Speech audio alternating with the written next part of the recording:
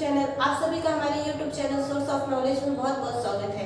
आज हम देखने वाले हैं, प्रूफ करना सीखेंगे किसे कि proof that root 5 is a irrational number, यानी सिद्ध कीजिए कि रूट 5 एक क्या है, इरेशनल नंबर यानी अपरिमेय संख्या है। ठीक है, तो ये अपन जानते हैं कि रूट 5 क्या है, एक अपरिमेय संख्या, लेकिन उसको प्रूफ कैसे करना है। मैथ में अगर आपके क्वेश्चन आ रहा है 10th क्लास में कि सिद्ध कीजिए कि रूट 5 एक क्या है, अपरिमेय संख्या, उसको कैसे करेंगे वही आज मैं आपको बताने वाली हूँ। तो चलिए देखते हैं। सबसे पहले आपको क्या करना है इसमें कि जो रूट 5 है वो एक अपरिमेय संख्या है, ये आप जानते हैं, लेकिन उसके जस्ट अपोजिट यानी उसके विपरीत हमें क्या करना है, मानना है कुछ। तो मानना क्या है, तो हमें लिखना पड़ेगा सबसे पहले क्या माना, रूट 5 एक परिमेय संख्या है। क्या मानना है कि रूट 5 एक परिमेय संख्या है, परिमेय संख्या है। ठीक है, इंग्लिश मीडियम में लिखेंगे क्या, let root 5 is a rational number, let root 5 is a rational number. ठीक है, उसके बाद अब रूट 5 एक क्या है, परिमेय संख्या है, तो रूट 5 एक ये आ गया।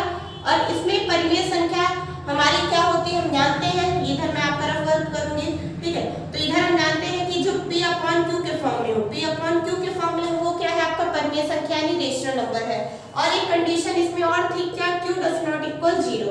ठीक है, तो यहाँ पे हमारा रूट 5 किसके इक्वल हो गया, P/Q के फॉर्म में, यानी अंश बटे हर के रूप में हो गया, फ्रैक्शन के फॉर्म में हो गया, और ये हमारा क्या हो गया, एक परिमेय संख्या है, ऐसा हमने क्या किया, मान लिया। ठीक है, अब बात आती है कि A और B यहाँ पे क्या है, तो A और B के लिए आपको यहाँ लिखना पड़ेगा where A and B is a co-prime number।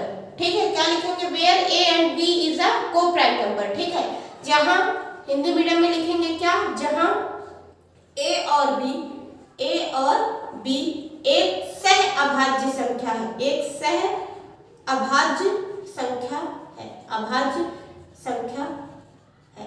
ठीक है, सबसे पहले आप क्या करेंगे, लिखेंगे माना रूट 5 एक परिमेय संख्या है, रूट 5 इक्वल A/B, जहां A और B एक क्या है, सह अभाज्य संख्या। अब बात आती है कि ये को प्राइम नंबर क्या है, यानी सह अभाज्य संख्या क्या है, को प्राइम नंबर क्या है यानी सह अभाज्य संख्या। तो ऐसे दो नंबर का पेयर जिसका हाईएस्ट कॉमन फैक्टर यानी HCF क्या होना चाहिए, 1। इसमें कहने का मतलब ये है कि ऐसे दो नंबर लेना है, दो नंबर या हो कुछ भी हो, उसमें क्या होना चाहिए कि वो जो उनका सेम जो फैक्टर किया जाए वो क्या हो, सिर्फ सेम, उसमें से क्या मिले, 1 ही मिले, इसके अलावा कोई और नंबर ना मिले। सपोज कैसे, मैं 2 का फैक्टर कर रही हूँ तो 1 और 2, 5 का फैक्टर करूंगी तो 1 और 5। अब बताइए यहाँ कॉमन क्या है, ये दोनों के फैक्टर हो गए, 5 का फैक्टर 1 और 5, 2 का फैक्टर 1 और 2। अब यहाँ पे अगर कॉमन की बात की जाए तो कॉमन सिर्फ आपका क्या है, 1 है। ऐसा ही यही हमारी क्या है, को प्राइम नंबर है। ऐसे ही दो नंबर का पेयर होना चाहिए जिसमें हाईएस्ट कॉमन फैक्टर क्या हो, 1 हो। तो यहाँ पे भी वही है। ठीक है, अब इसके बाद सबसे पहले हमने क्या किया, उसको परिमेय संख्या के बराबर माना, तो ये आ गया।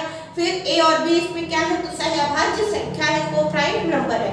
उसके बाद क्या करना है, दोनों पक्षों का हमें क्या करना है, वर्ग करना है। दोनों पक्षों का क्या करना है, वर्ग करना है। तो कैसे करना है और कब, तो देखिए रूट 5, अब देखिए A ये अपॉन में है, B यहाँ आएगा तो किसमें आएगा, मल्टीप्लाई में। कहाँ आ जाएगा, मल्टीप्लाई में। तो क्या हो जाएगा हमारा B root 5 equal A, B root 5 equal A। क्यों हो गया, क्योंकि ये डिवाइड में था और यहाँ कहाँ आ गया, मल्टीप्लाई में। ठीक है, उसके बाद क्या करना है, अब आपको यहाँ लिखना पड़ेगा क्या, दोनों पक्षों में वर्ग करने पर, दोनों पक्षों में वर्ग करने पर। ठीक है, क्या लिखेंगे, स्क्वायरिंग बोथ साइड। ठीक है, स्क्वायरिंग बोथ साइड, तो करिए b रूट 5 का होल स्क्वायर वर्ग करेंगे तो ये आएगा, और a का स्क्वायर। अब यहाँ पे स्क्वायर खोलेंगे तो b स्क्वायर और रूट 5 का स्क्वायर क्या होगा, आप जानते हैं रूट 5 का स्क्वायर का मतलब क्या, रूट 5 मल्टीप्लाई रूट 5, और इसकी वैल्यू की बात करें तो क्या आएगी, 5 आएगी। ठीक है, यहाँ पे क्या आ जाएगा, 5b square equal a square. ठीक है, अब यहाँ से हम क्या करते हैं, b स्क्वायर की वैल्यू निकाल देते हैं, तो a स्क्वायर ये इनटू में है, यहाँ कहाँ आ जाएगा, अपॉन में। अब आपको यहाँ पे ये दिख रहा होगा, ये जो a स्क्वायर है इसके डिवाइड में क्या आया है, 5 आया, क्या आया है, 5। और यहाँ पे जो है a स्क्वायर के डिवाइड में जब 5 आ गया है, a स्क्वायर डिवाइड बाई 5 है, तो यहाँ पे हमको ये पता चलता है, ऐसा कब होता है, जब हम यहाँ पे सपोज लिख दिए 10 और यहाँ पे लिख दिए 5, तो इसका मतलब क्या है कि 5 से जो 10 है वो क्या हो रहा है, डिवाइड हो रहा है। 5 से 10 क्या हो रहा है, डिवाइड हो रहा है, कंप्लीट डिवाइड हो जा रहा है। ठीक है, और भी कोई नंबर आ सकते हैं जो कंप्लीट डिवाइड नहीं होंगे लेकिन कुछ ना कुछ होंगे। ठीक है, तो यहाँ पे ऐसा आया, इसका मतलब ये है कि जो a स्क्वायर है वो क्या हो रहा है 5 से डिवाइड हो रहा है। सपोज कैसे, जैसे मैं ले लूं 64, क्या 64, तो जब 64 को अगर मैं बोलूं कि 8 से ये डिवाइड हो रहा है, तो 64 8 से डिवाइड हो रहा है, तो हमारा 8 भी तो 8 से डिवाइड होगा। जब 64 8 से डिवाइड हो रहा है, जो कि क्या है 8 का स्क्वायर है, तो 8 का स्क्वायर जब 8 से डिवाइड हो रहा है तो 8 भी हमारा क्या होगा 8 से डिवाइड होगा। इट मींस क्या, a स्क्वायर जब 5 से डिवाइड हो रहा है तो हमारा a भी क्या होगा 5 से डिवाइड होगा। तो यहाँ पे आपको एक लाइन लिखना पड़ेगा, क्या लिखना पड़ेगा कि a is divided by 5, a square is divided by 5, so a is divided by 5, ठीक है। a स्क्वायर क्या हो रहा है यहाँ पे लिखना पड़ेगा आपको, क्या a स्क्वायर 5 से विभाज्य है, a स्क्वायर 5 से विभाज्य है, इसलिए क्या लिखना पड़ेगा फिर, इसलिए a भी क्या होगा, a भी 5 से विभाज्य होगा, 5 से विभाज्य होगा। बात समझ आई कि नहीं, विभाज्य होगा, ठीक है। सबसे पहले हमने क्या किया कि √5 को परिमेय संख्या के इक्वल माना, तो √5 इक्वल क्या a/b, a और b हमारा क्या है सहअभाज्य संख्या यानी को प्राइम नंबर है, ठीक है। अब यहाँ पे b डिवाइड में था, यहाँ इनटू में भेजा, तो b क्या आ गया b√5 इक्वल a। दोनों साइड पर क्या करेंगे स्क्वायर करेंगे, स्क्वायरिंग बोथ साइड, ठीक है। तो क्या आ जाएगा b स्क्वायर और √5 के स्क्वायर करेंगे तो क्या आएगा 5, यहाँ पे a स्क्वायर। अब b स्क्वायर को अकेला छोड़ेंगे, ठीक है, b स्क्वायर की वैल्यू निकाल रहे हैं अगर सपोज, तो a स्क्वायर ये इनटू में था 5 यहाँ आ गया डिवाइड में, ठीक है। तो अब हमें ये पता है कि जब a स्क्वायर जो है हमारा किससे 5 से डिवाइड हो रहा है, तो a भी तो हमारा 5 से डिवाइड होगा, तो वो हमें लिखना पड़ेगा a स्क्वायर 5 से विभाज्य, इसलिए a भी क्या होगा 5 से विभाज्य होगा, ठीक है। अब देखिए हमने a को a और b की दोनों बात कर रहे हैं, तो a को क्या माना था कि a ऐसा होना चाहिए जिससे अभाज्य संख्या का मतलब क्या, a जो है 1 के अलावा यानी 1 के अलावा किसी और नंबर से डिवाइड नहीं होना चाहिए, लेकिन यहाँ पे आप देख रहे हैं कि a क्या हो गया हमारा 5 से डिवाइड हो गया, मतलब a क्या रह गया आपको प्राइम नंबर नहीं रहा, ठीक है। उसी प्रकार b के लिए भी हमें प्रूफ करना है, किसके लिए करना है b के लिए, तो b के लिए प्रूफ करने के लिए आप क्या करेंगे, आपको फिर सिलेक्ट करना पड़ेगा यानी मानना पड़ेगा, और क्या मान लेते हैं कोई तीसरी वैल्यू हम ले लेते हैं, जैसे क्या a इक्वल हम क्या ले रहे हैं 5c, a इक्वल क्या ले रहे हैं 5c, ठीक है। अब a इक्वल जब 5c लेंगे तो आपको ये इक्वेशन बना लीजिए, ये वाला बना लीजिए, इसी को चाहे फर्स्ट मान लीजिए, ठीक है। अब क्या करना है a इक्वल जब 5c ले रहे हैं तो आपको लिखना पड़ेगा क्या, समीकरण 1 में a का मान रखने पर, ठीक है, रखने पर, तो जब समीकरण 1 में पुट वैल्यू किसमें इक्वेशन फर्स्ट में, ठीक है, a की वैल्यू किसमें करेंगे पुट इक्वेशन फर्स्ट में, तो इक्वेशन फर्स्ट हमारा क्या है 5b square equal a square, तो 5 रहेगा b स्क्वायर रहेगा, a स्क्वायर की जगह हम क्या लिखेंगे 5c का होल स्क्वायर, तो 5b स्क्वायर इक्वल 5 का स्क्वायर क्या आ जाएगा 25 और c का स्क्वायर c, b स्क्वायर है 25, c स्क्वायर रहेगा ये 5 इंटू में यहाँ अपॉन में आएगा 5 5 जा 25, तो क्या आ गया आपका b square equal 5c square. अब यहाँ से हम c स्क्वायर की वैल्यू निकालते हैं, तो b स्क्वायर ये इंटू में है 5 तो यहाँ आ जाएगा अपॉन में इधर क्या आ जाएगा c स्क्वायर। इसी को और सही से लिखेंगे तो हम लिख सकते हैं c square equal b square upon 5। अब आपको यहाँ भी एक चीज मिल गई क्या, जैसे यहाँ पे हमने देखा था कि a स्क्वायर को 5 डिवाइड कर रहा है, उसी प्रकार और भी क्या देख लिए हम कि b स्क्वायर को भी क्या कर रहा है 5 डिवाइड कर रहा है, तो जब b स्क्वायर को 5 डिवाइड करेगा तो किसको करेगा b को भी कर देगा, तो b अपॉन भी क्या आ जाएगा 5 आ जाएगा, ठीक है।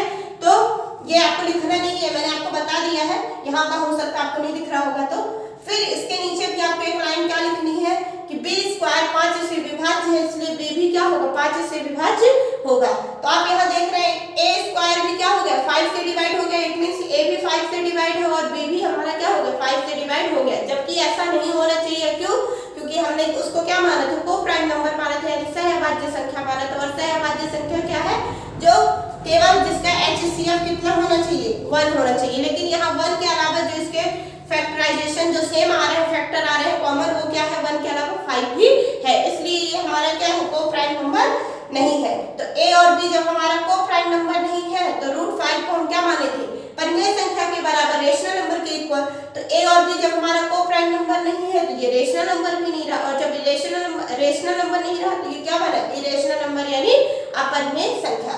तो आपको यहाँ लिखना पड़ेगा क्या, इसके नीचे आपको लिखना पड़ेगा b स्क्वायर 5 से विभाजित है इसलिए b भी 5 से विभाज्य होगा।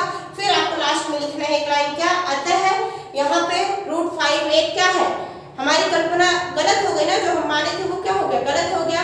तो आपको लिखना पड़ेगा अतः √5 एक अपरिमेय संख्या नहीं है इसलिए ये क्या है, एक अपरिमेय संख्या है। इस प्रकार आपका ये क्वेश्चन क्या होता है, कंप्लीट होता है। एक बार मैं फिर से आपको रिवाइज कर दे रही हूँ। इरेशनल नंबर है ये आपको पता है, लेकिन प्रूफ कैसे करना है तो बहुत ही ज्यादा सिंपल है।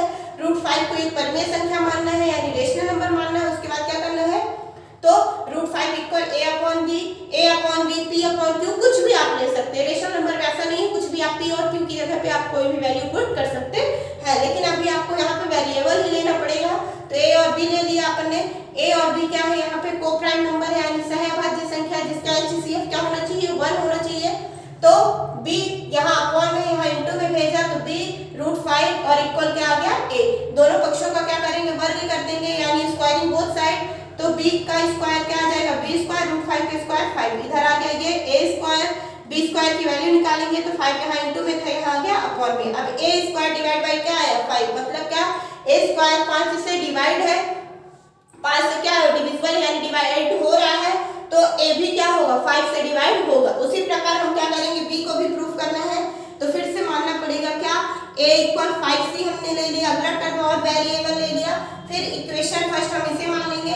इक्वेशन फर्स्ट में क्या किया, a का मान रख देंगे, वैल्यू पुट कर देंगे। तो 5b square equal a square था, 5b स्क्वायर इक्वल a की जगह पे अब क्या रखेंगे 5c का होल स्क्वायर, इसको सॉल्व करेंगे तो 25c स्क्वायर, 5 यहाँ इनटू में था अपॉन में भेजा, 5 5 जा 25, तो क्या आ गया b square equal 5c square. अब यहाँ से c स्क्वायर की वैल्यू निकाल दी है तो b स्क्वायर ये इनटू में था इधर आ गया अपॉन में, ठीक है। तो c स्क्वायर इक्वल क्या हो गया आपका b स्क्वायर अपॉन 5। अब जब b स्क्वायर अपॉन 5 है मतलब क्या b स्क्वायर भी 5 से डिवाइड हो रहा है इसलिए क्या होगा b भी 5 से डिविजिबल है या डिवाइड होगा।